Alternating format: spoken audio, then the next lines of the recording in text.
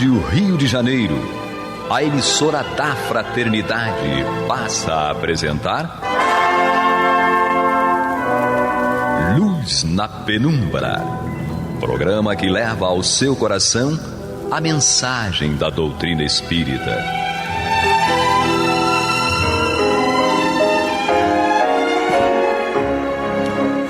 E com vocês, André Afonso Monteiro, para o estudo do livro A Gênese, da obra codificada por Allan Kardec.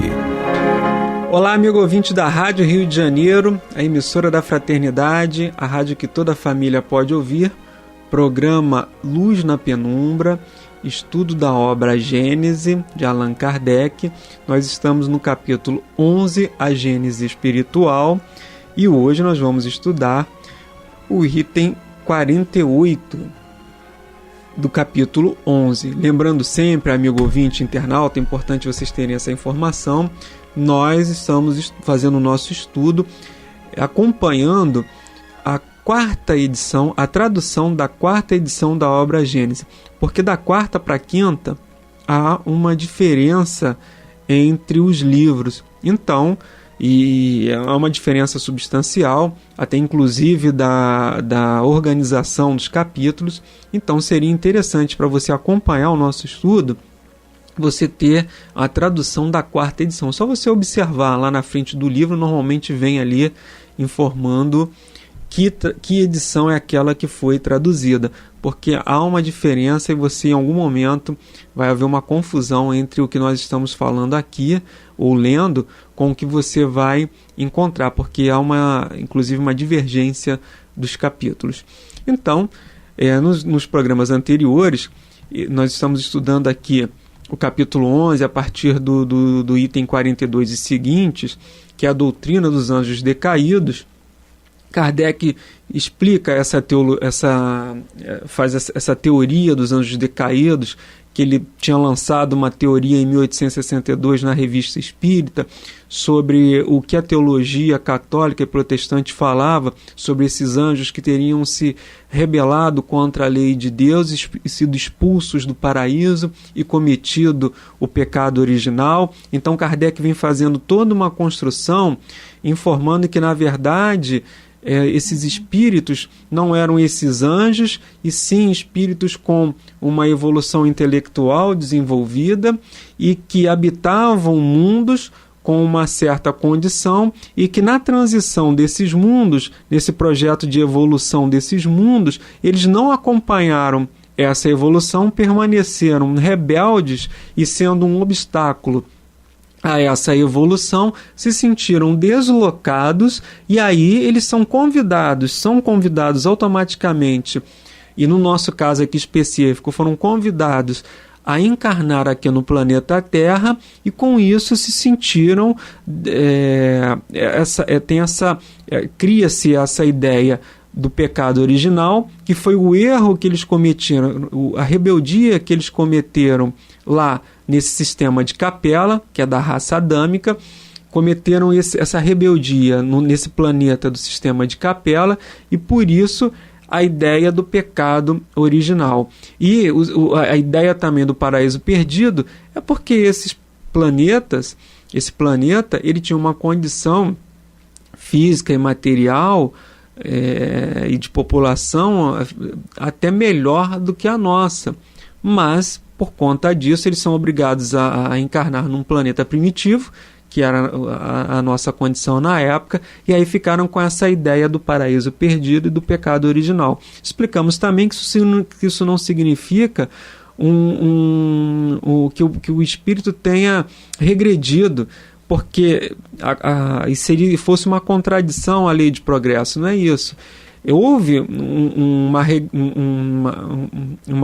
Houve sim um prejuízo do ponto de vista material, mas do ponto de vista moral e intelectual não houve nenhum prejuízo para esses espíritos. Essa conquista continua com eles ainda. Então, só houve sim, eles perderam aquele conforto e aquela condição material melhor, essa condição material e física daquele planeta. Então, e aí explicamos também que nos programas anteriores, que houve uma promessa para esses espíritos de que Jesus seria o Salvador, que haveria um Salvador entre eles, e aí fizemos até também, Kardec faz uma relação que isso implicitamente está confirmando a lei de reencarnação, porque como é que você vai enviar um Salvador para uma alma que ainda não está criada ou para aquela que morreu e que teria acabado com a morte? Então, implicitamente, isso está dizendo, tacitamente, está confirmando a teoria da lei de reencarnação e confirmando também a bondade e os atributos de Deus. Então, amigos ouvintes, nós vamos continuar aqui a partir do item 48, e Kardec diz o seguinte: um exemplo familiar marcante por sua analogia tornará ainda mais compreensíveis os princípios que acabam de ser expostos. Então ele está falando desses espíritos, ele falava no item anterior, né, que na verdade não teria como também essa ideia do pecado original de nós respondermos, porque a teologia também diz isso, nós estamos respondendo pelo pecado de Adão e Eva. E isso também é um contrassenso à lei de Deus, e até a lei civil e dos homens, porque ninguém pode ser responsabilizado por aquilo que não cometeu. Então, esse pecado, alguém só vai reparar, alguém só vai expiar algo que cometeu. Ninguém pode fazer uma reparação do que não prejudicou. Ninguém pode regenerar aquilo que estragou. Ninguém pode ser responsabilizado por um crime ou um erro que não cometeu. Só vai ser responsabilizado se nós, de alguma maneira, participamos ou demos causa daquilo. Então, as expiações, elas são consequências de erros individuais ou coletivos nossos, mas que cada um colaborou para aquilo. Então é por isso que a reencarnação se confirma. Mais ainda, porque a gente não tem como ser responsabilizado por erros que não fizemos. E nisso, esses espíritos cometeram aqueles erros lá, no sistema de Capela, e aí eles são convidados a vir aqui para a Terra para ajudar a desenvolver a Terra. Então Kardec ele traz um exemplo para fazer essa analogia, um exemplo material de um caso real com essa teoria, com essa confirmação dos exilados de Capela. Um exemplo familiar marcante por sua analogia, tornará ainda mais compreensíveis os princípios que acabam de ser expostos. Ou seja, citamos os exemplos nesses espíritos que foram exilados de Capela, exilados entre aspas, né, e convidados a ajudar no progresso material, intelectual e até certo ponto moral, porque eles já tinham algum progresso nesse sentido, então eles são obrigados a nos ajudar aqui. Então ele diz o seguinte, num planeta completamente primitivo. Um exemplo familiar marcante por sua analogia tornar ainda mais compreensíveis os princípios que acabam de ser expostos. Em 24 de maio de 1861, a fragata Ifigênia transportou para a Nova Caledônia uma companhia disciplinar composta de 291 homens. À sua chegada, o comandante da colônia lhes dirige uma ordem do dia assim concebida. Mas vamos ver primeiro, aqui tem uma nota de Kardec que diz o seguinte: a Nova Caledônia, que era a fragata Ifigênia, levando 291 homens para a Nova Caledônia. É um território ultramarino, pertencente à França, situado no sudoeste do Oceano Pacífico, a leste da Austrália. Compreende a ilha da Nova Caledônia, descoberta pelo navegador inglês James Cook em 1774, que a batizou com a antiga denominação romana da Escócia, Nova Caledônia, e uma quantidade de pequenas ilhas e arquipélagos. Nova Caledônia foi anexada à França em 1853 e para lá eram enviados os condenados a trabalhos forçados. Então era uma colônia, eram ilhas que acabaram sendo agregadas foram anexadas ao território da França em 1853. Então, para lá eram enviados os condenados, os criminosos, para trabalhos forçados. Então, em 24 de maio de 1861, ou seja, alguns anos, 8 anos depois que esse território foi anexado ao país da França, uma companhia disciplinar composta de 291 homens, através da fragata Efigênia, chega a essa Nova Caledônia. Então o comandante da colônia diz o seguinte: pondo os pés nessa terra longínqua, vós já compreendestes o papel que vos está reservado. A exemplo dos vossos bravos soldados da marinha, que servem sob as vossas vistas, ajudar-nos-eis a levar com sucesso para o meio das tribos selvagens da Nova Caledônia a chama da civilização. Então, olha o exemplo que Kardec está trazendo. Esses espíritos encarnados, reencarnados, cometeram delitos na França e eles são exilados do território francês, são levados para essa nova colônia, para esse novo território que foi anexado ao território francês, e quando eles chegam lá, eles são avisados de que eles vão ajudar a levar o progresso ao meio dessas tribos selvagens que lá existiam. Ou seja, vão levar a chama da civilização. É que esse coordenador, que esse chefe dessa colônia, recebem eles dessa maneira, esse comandante: não, vocês estão chegando aqui, vocês têm problemas lá com as leis francesas, mas vocês vão ajudar a desenvolver, a trazer a chama da civilização para o meio das tribos selvagens. E aí ele diz: eu vos pergunto, não é uma bela e nobre missão? Vós ireis desempenhá-la dignamente. Escutai a palavra e os conselhos dos vossos chefes, continua o comandante. Estou à frente deles, que as minhas palavras sejam bem entendidas. A escolha do vosso comandante, dos vossos oficiais, dos vossos suboficiais e cabos, é uma segura garantia de que todos os esforços serão tentados para fazer de vós excelentes soldados. E digo mais, para vos elevar à altura de bons cidadãos e vos transformar em colonos honrados, se o quiserdes. Olha bem o que ele está dizendo, né?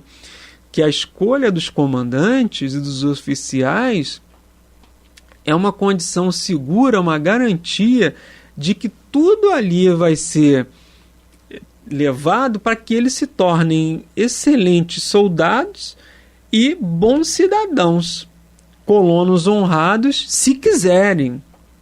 Ele deixa claro, se o quiserem.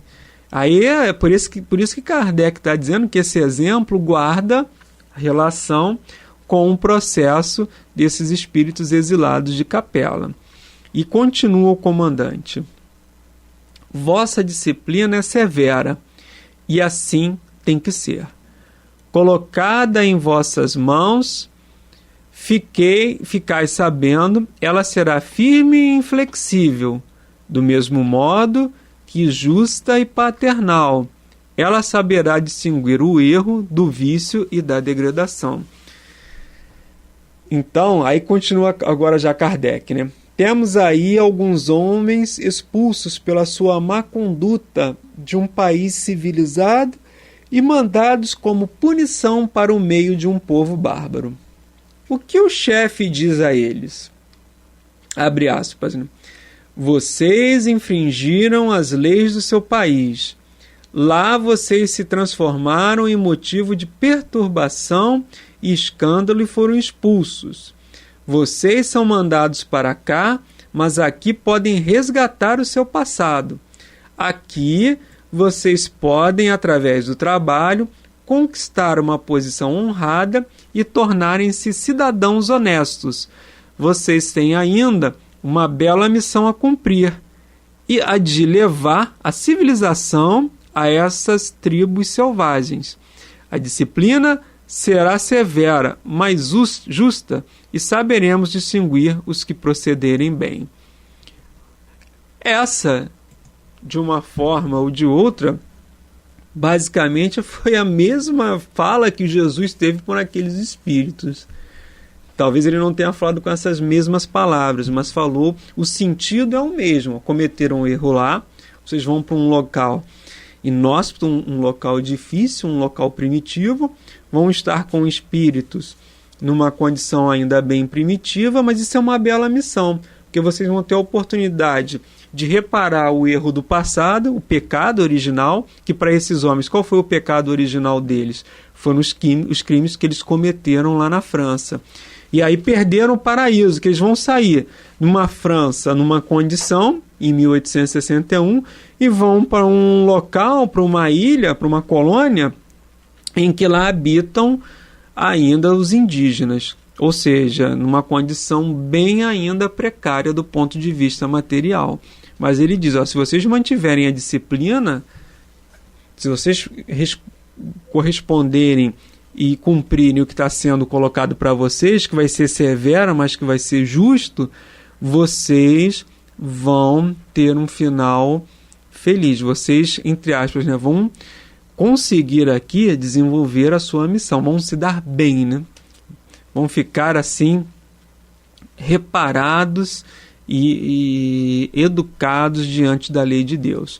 E aí Kardec continua, Para aqueles homens lançados no seio da selvageria, a mãe pátria não era um paraíso perdido por suas próprias faltas e por sua rebelião contra a lei? Naquela terra distante, eles não são anjos decaídos? A linguagem do chefe não é igual a que Deus usou ao falar aos espíritos exilados na terra? Desobedecestes às minhas leis, e por isso eu vos expulsei do mundo, onde podíeis viver felizes em paz. Aqui estareis condenados ao trabalho, mas podereis, pela vossa boa conduta, merecer o perdão e reconquistar a pátria que perdestes por vossa falta, quer dizer, o céu. E aí Kardec continua, à primeira vista, a ideia da decaída parece contradizer o princípio de que os espíritos não podem retroceder. Porém, é preciso considerar que não se trata de um retorno ao estado primitivo. Foi o que nós falamos desde lá do início, que isso não pode ser considerado como um retrocesso. O espírito, ainda que numa posição inferior, não perde nada do que adquiriu, o seu desenvolvimento moral e intelectual. Kardec é ratificando aqui o que nós conversamos. É o mesmo qualquer que seja o meio onde se encontre situado. Ele está na posição do homem comum, condenado à prisão pelos seus delitos.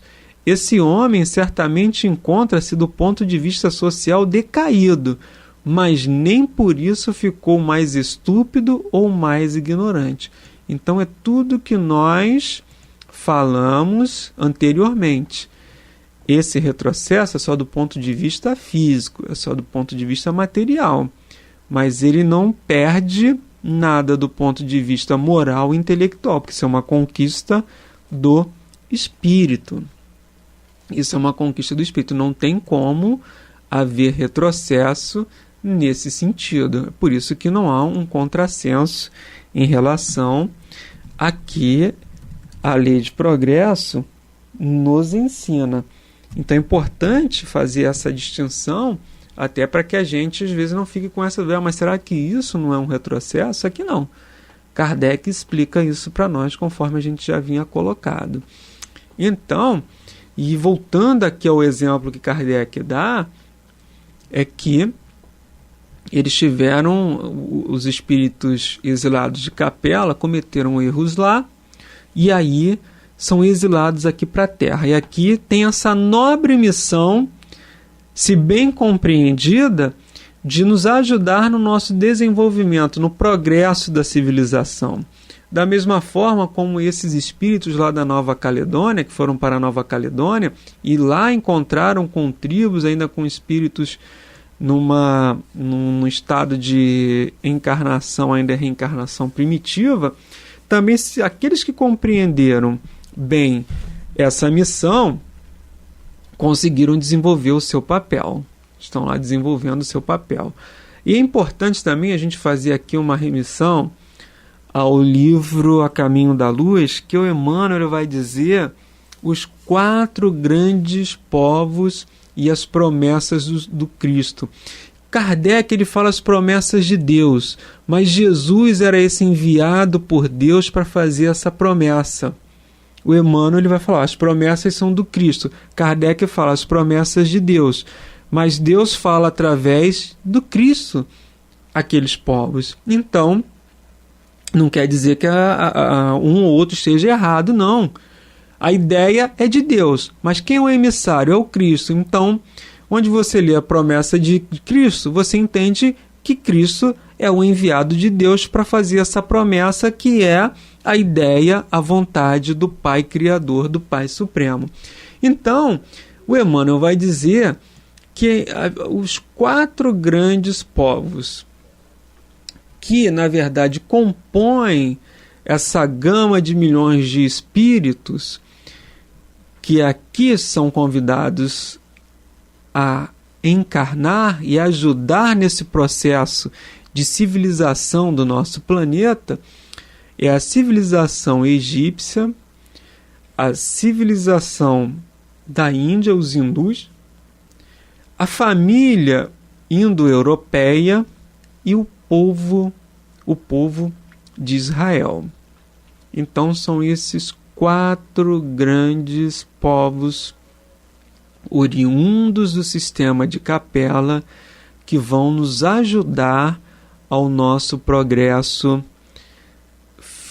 moral, intelectual e também ajudar no progresso de um planeta melhor do ponto de vista físico, do ponto de vista material, que eles trouxeram muitas inovações e muitos conhecimentos, ajudaram nas construções, na engenharia, na medicina, numa série de fatores. Cada povo desse possuía uma característica distinta.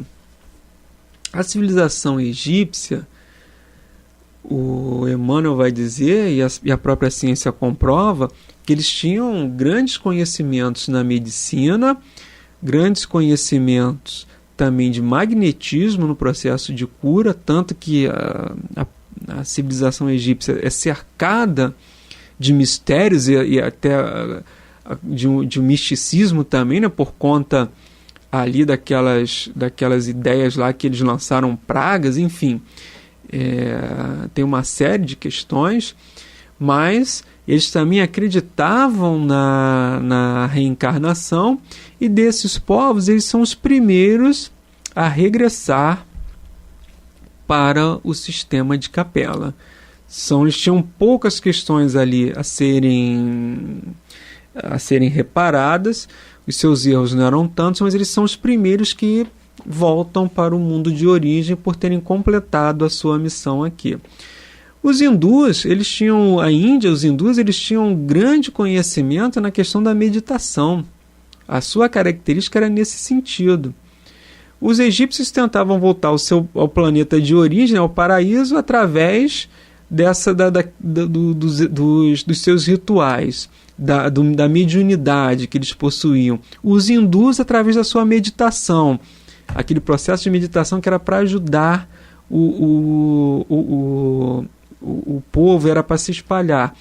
A família indo-europeia é aquela que atende ao apelo de Jesus e se espalha entre todo o planeta e desenvolve ali as suas construções.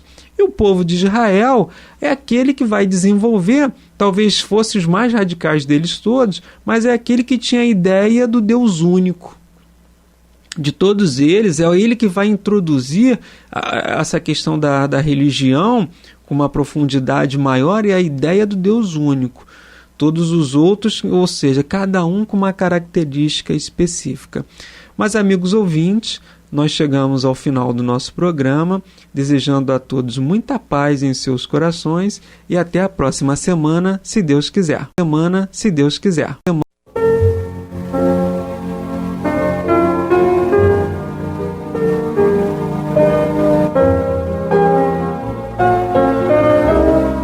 A Rádio Rio de Janeiro está levando ao seu lar e ao seu coração a mensagem consoladora da doutrina espírita, através do programa Luz na Penumbra.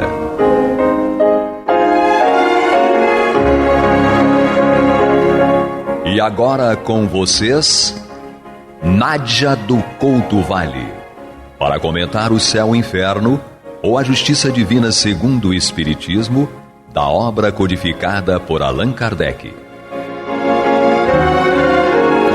Amados ouvintes, paz e luz às nossas mentes e corações, hoje e sempre, quando nós agora, reunidos em nome de Jesus, estamos reiniciando, na continuidade do estudo desta obra, estamos já no capítulo 8º da primeira parte, no qual o nosso querido Allan Kardec trata dos anjos na concepção espírita, agora como a refutação às linhas argumentativas da pastoral, que o próprio Kardec retirou da pastoral Gusset, cardeal arcebispo de Reims. Então, nós já vimos aqui nessas refutações que a questão da alma ligada ao corpo padece de claridade filosófica, não é isso? Que na concepção católica, que a doutrina espírita resolve com o corpo perispiritual. E já vimos também sobre a transição dos estados, né? Para a reencarnação, na transição do espírito, da matéria volvendo ao plano espiritual, o espírito e assim subsequentemente. E para a teologia católica, nós temos que o destino essencial da alma é estar ligada ao corpo humano. Guilherme Luz, nosso querido irmão, companheiro, amigo do Grupo Espírita André Luiz, o segundo secretário lá da nossa casa querida, está aqui conosco, generosamente partilhando as alegrias do estudo desta obra. Então, nós estávamos falando, Guilherme, sobre esse destino essencial da alma. Né? Isso, exatamente. Ele fala aqui, então, se o destino essencial da alma é estar ligado ao corpo humano, se por sua natureza e segundo o fim providencial da criação, essa união é necessária às manifestações das suas faculdades, forçoso é concluir que, sem corpo, a alma humana é um ser incompleto. Ora, para que a alma preencha os seus desígnios, deixando um corpo preciso, se faz que tome um outro, o que nos conduz à pluralidade forçada das existências, ou por outra, à reencarnação, à perpetuidade. Pois é. Então, aí ele até conclui, né? É verdadeiramente estranhável que um concílio, havido por uma das luzes da igreja, tenha a tal ponto identificado os seres espiritual e material, de modo a não subsistirem por si mesmos, pois que a condição essencial da sua criação é estarem unidos. Então, realmente, eles tinham que encontrar uma solução para dissociar a alma do corpo físico e permitir a imortalidade da alma, né? Pois é, você veja que coisa interessantíssima é essa, porque aí a alma humana é um ser incompleto. É interessante nós vermos aqui como o Kardec trata com o rigor da sua mente forjada na ciência e na filosofia, como ele não faz nada sem conceituar, não é? Quando a teologia católica usa alma em um sentido, o Kardec teve o cuidado filosófico, científico e teológico lá na introdução do livro dos Espíritos, preservar a palavra. Preservar e estatuir conceitualmente o que no corpus teórico da doutrina espírita é entendido por alma. Sim, justamente para não haver nenhuma confusão com o entendimento dessa palavra no contexto teológico católico. Exatamente. Então, é por isso que a doutrina é muito lógica, objetiva, e até hoje foi impossível vulnerabilizá-la, né? Ela não se torna vulnerável sob qualquer outra linha argumentativa, porque ele disciplinou conceitualmente tudo, e é por isso que ela essa aula magna para a humanidade, né? Sem dúvida nenhuma. Então ele continua aqui dizendo assim: o quadro hierárquico dos anjos, que é aquele que foi estudado anteriormente, Sim. né? Aqueles 6, só relembrando, ele divide os anjos em 3 categorias, e cada uma dessas categorias em 3 outras, sendo que a cada um deles ele atribui um conjunto de funções e atividades. Isso só para recapitular, que ainda hoje parece que a Igreja Católica trabalha essas questões, são... Vamos lá, Guilherme. A primeira categoria ele colocou com as funções do céu em si, são os serafins, associados à caridade, os querubins à sabedoria e os tronos ao louvor ao Criador. Numa segunda categoria estariam aqueles que fariam as operações do universo, em que eles dividiram em dominações, que determinam as missões e deveres dos anjos inferiores, as virtudes, que seriam os prodígios aos pedidos que os homens fazem, e as potências que protegem as leis do mundo físico e moral.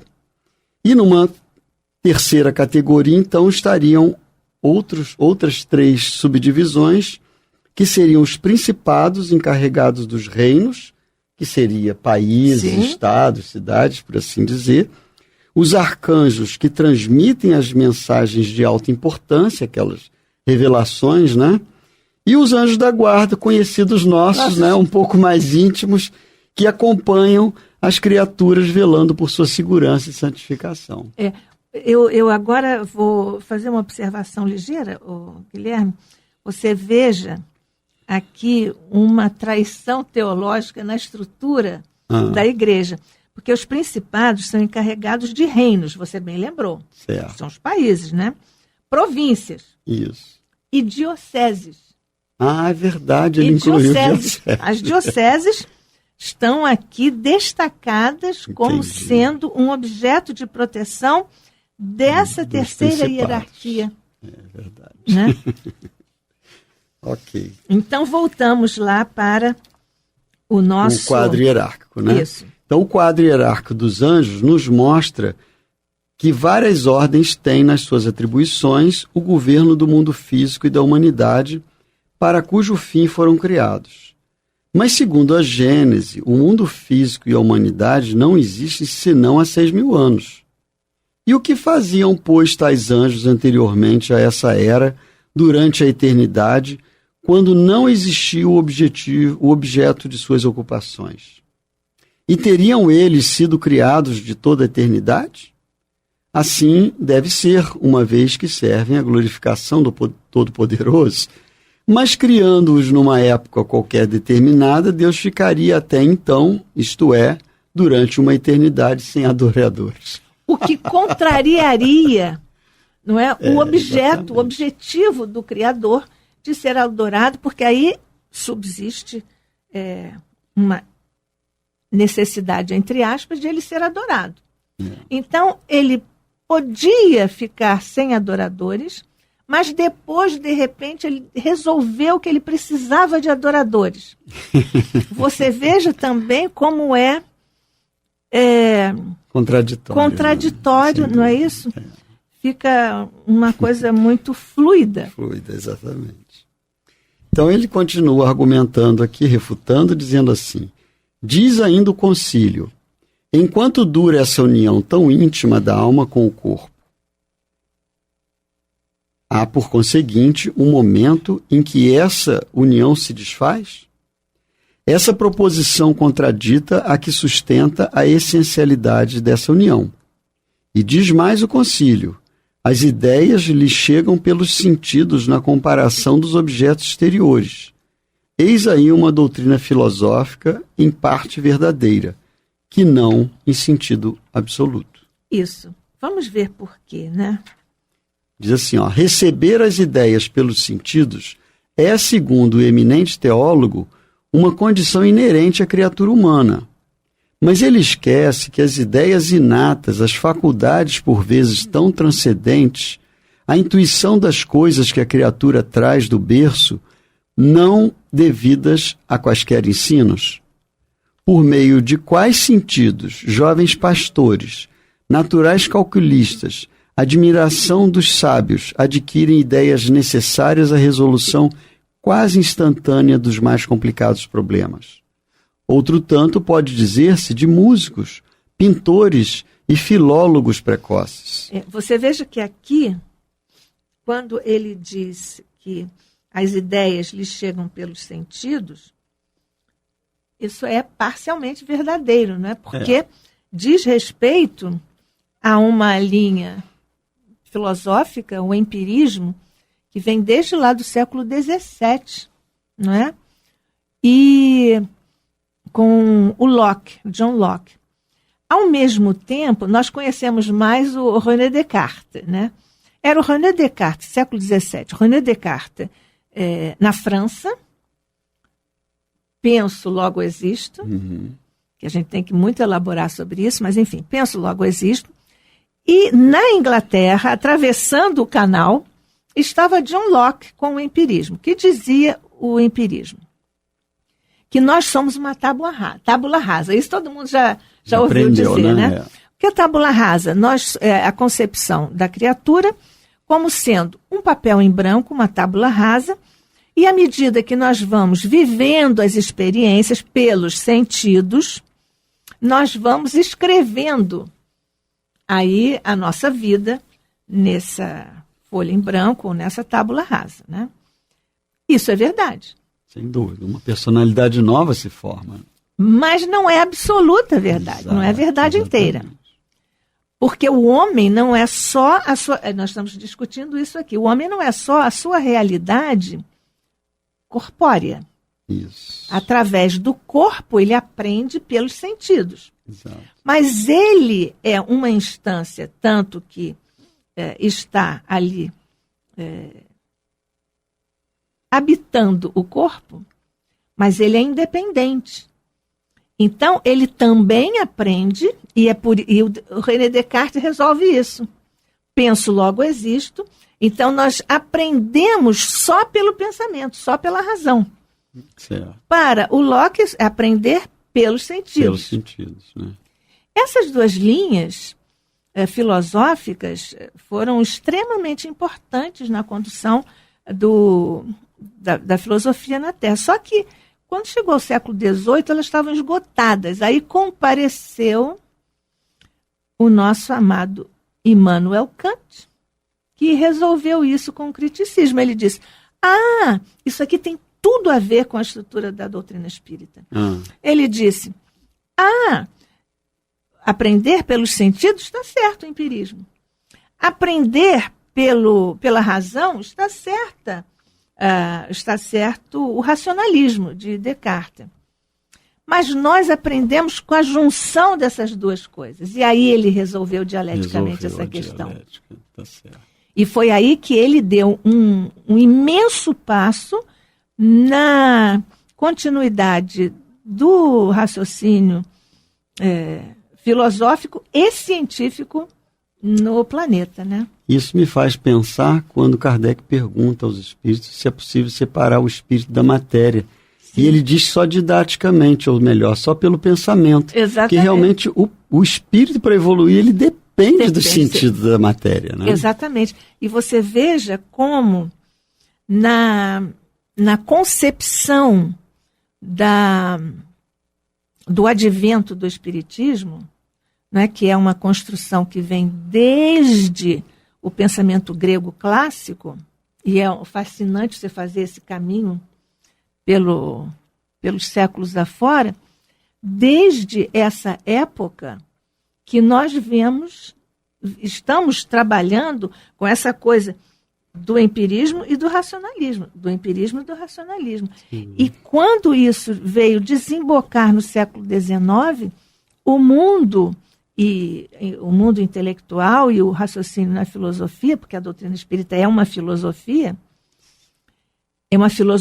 depois é uma ciência com consequências morais. Porque não é correto nós dizermos que o espiritismo é uma ciência e uma filosofia, não é nessa ordem. Nasce como uma nova ideia, novos conceitos. Ele é uma revelação, que é a filosofia que os espíritos doaram, por assim dizer, à humanidade. Por isso que se nós pensarmos isso, nós estamos contrariando o próprio Kardec, que no frontispício do Livro dos Espíritos disse que é uma filosofia espiritualista. Exatamente. Além do mais, se você disser que é uma ciência, você derruba o espiritismo como sendo um corpus teórico consistente e invulnerável, pelo menos até agora. Uhum. Porque a ciência muda.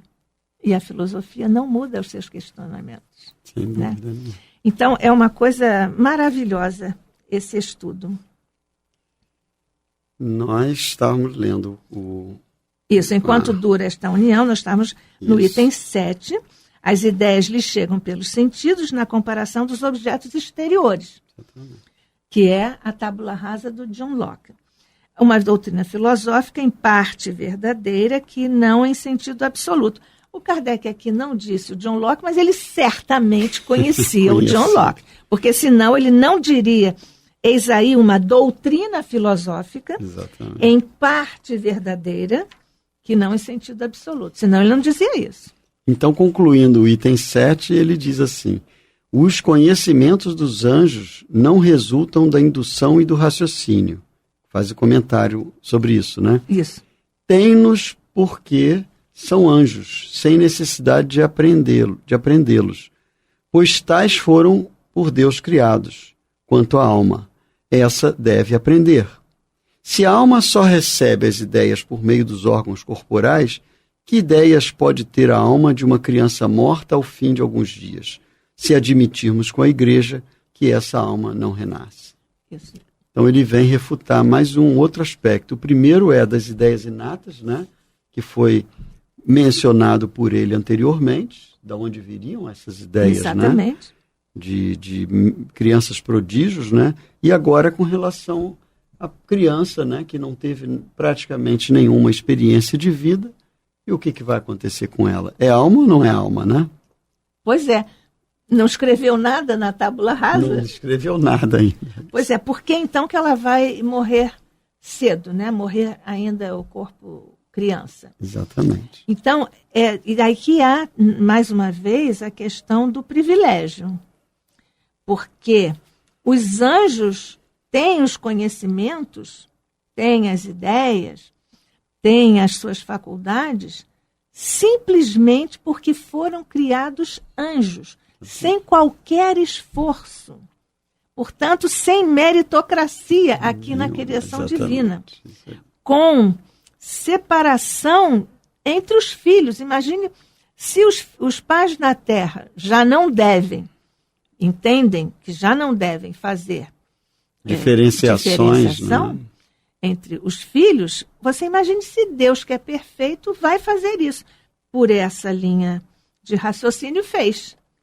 Criou, né, anjos, seres diferenciados. Anjos, e porque eles são anjos, simplesmente, sem fazer nenhuma força, eles têm as faculdades, têm os conhecimentos, mas a alma, lê-se aqui o homem, né, a criatura encarnada, essa tem que aprender como? Trabalhando, passando por experiências na matéria, a qual está ligada como seu destino fatal, não é? Aqui reponta uma outra questão vital. Qual a de saber-se se a alma pode adquirir conhecimento após a morte do corpo? Se uma vez liberta do corpo não pode adquirir novos conhecimentos, a alma da criança, do selvagem, do imbecil, do idiota ou do ignorante permanecerá tal qual era no momento da morte, condenada à nulidade por todo sempre. Mas se, ao contrário, ela adquire novos conhecimentos depois da vida atual, então é que pode progredir. Pois é. Olha aí. Olha que solução mais simples, mais cristalina, mais espetacular. Exatamente. o progresso após a vida física, ele resolveria todos os problemas das questões. Pois é, mas esta porta não está aberta pela concepção católica, né? Porque original, pela concepção católica o destino era ficar unido à matéria. Agora, aí também há uma outra questão em que eles também se colocaram, né? Mas se o corpo morre e o destino daquela alma estar permanentemente ligado à matéria, como é que isso se resolve? Então, eles criaram uma questão chamada corpo glorioso, que é aquele corpo mais ou menos assemelhado da concepção da ressurreição, no sentido de que vai ser o mesmo corpo. Então, o corpo glorioso subsiste para essa continuidade até o dia do julgamento final. Que quando tiver o julgamento final esse corpo glorioso também novamente se apresenta. De forma material. É o que parece, né? É o que parece. Tá certo. Aí ele continua: sem progresso ulterior para a alma, chega-se a conclusões absurdas, tanto quanto, admitindo, se conclui pela negação de todos os dogmas fundados sobre o estacionamento, a sorte revogável, as penas eternas, etc. Progredindo a alma, qual o limite do progresso? Não há razão para não atingir por ele ao grau dos anjos, ou puros espíritos. Ora, com tal possibilidade não se justificaria a criação de seres especiais e privilegiados, isentos de qualquer labor, gozando incondicionalmente de eterna felicidade, ao passo que outros seres menos favorecidos só obtêm essa felicidade a troco de longos, de cruéis sofrimentos e rudes provas. Sem dúvida que Deus poderia ter assim determinado, mas admitindo-lhe o infinito de perfeição, sem a qual não fora Deus, força é admitir que coisa alguma criaria inutilmente, desmentindo a sua justiça e bondade soberanas. Pois é. O que está aqui subjacente como um princípio doutrinário espírita? É que é a lei de progresso, né? Quer dizer, aqui é uma das leis divinas, que é a lei de progresso. Ela estabelece, né, que a criatura não pode ficar parada. Porque pela outra teologia fica, né? Fica parada. Vai ficar parada. A alma, uma vez que o corpo físico se desfaz, ela fica parada. Ela não pode mais progredir, ou não tem como progredir, porque se tivesse, ela vai continuar tendo uma vida, né? De progresso e crescimento. Se ela foi para o inferno, ela vai ficar lá, e aí eles criam outra dificuldade, as penas eternas. Exato. Né? Você veja que é tudo assim, como o vício do raciocínio está na fonte, eles depois foram se enrolando teologicamente. Exatamente, né? É isso mesmo. E além da lei do progresso, existe aqui a lei de justiça, que nós estudamos na terceira parte do livro dos Espíritos, né? Isso, a parte das leis morais. Porque, pela lei de justiça, o progresso também tem categoria de lei para permitir que o ser continue a ser feliz, né? na trajetória, para ser feliz, não é isso? Exatamente. Pois é, essa possibilidade que se abre com a doutrina espírita, nós temos a grande consolação do Espiritismo, por isso que é chamado o Consolador, de que nenhuma ovelha realmente ficará esquecida do Mestre Jesus, que em nome de Deus conduz o planeta e a todos nós, humanidade terrena. Pois é, Guilherme Luz, muito obrigada por ter estado aqui conosco, estudando esta obra maravilhosa, O Céu e o Inferno, ou A Justiça Divina segundo o Espiritismo. Obrigada pela presença, obrigada pela companhia, obrigada por aceitar nosso convite, obrigada pelos seus generosos comentários e pelas luzes que você nos trouxe com seus estudos da doutrina espírita. Eu agradeço, Nádia, para mim foi uma oportunidade muito rica e certamente, como você bem coloca, esse livro tem muita coisa importante. Tem muita coisa. Lamentavelmente, ele não é tão estudado quanto deveria. Amigos ouvintes, paz e luz às nossas mentes e corações hoje e sempre, com Jesus, por Jesus e com Jesus. Que assim seja.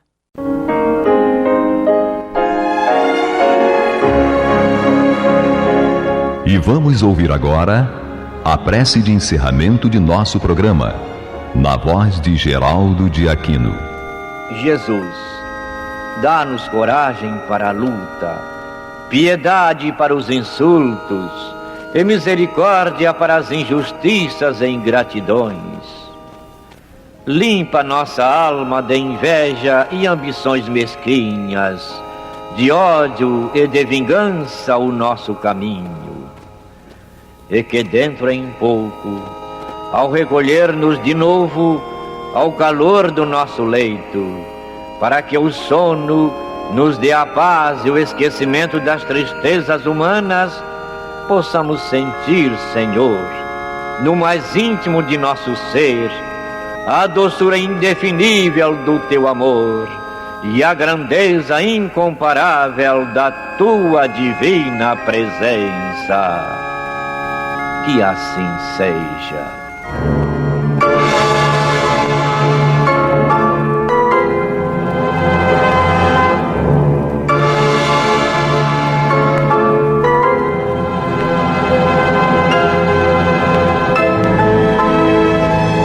Acabamos de apresentar o programa Luz na Penumbra, que voltará a ser apresentado amanhã às 21 horas nesta emissora.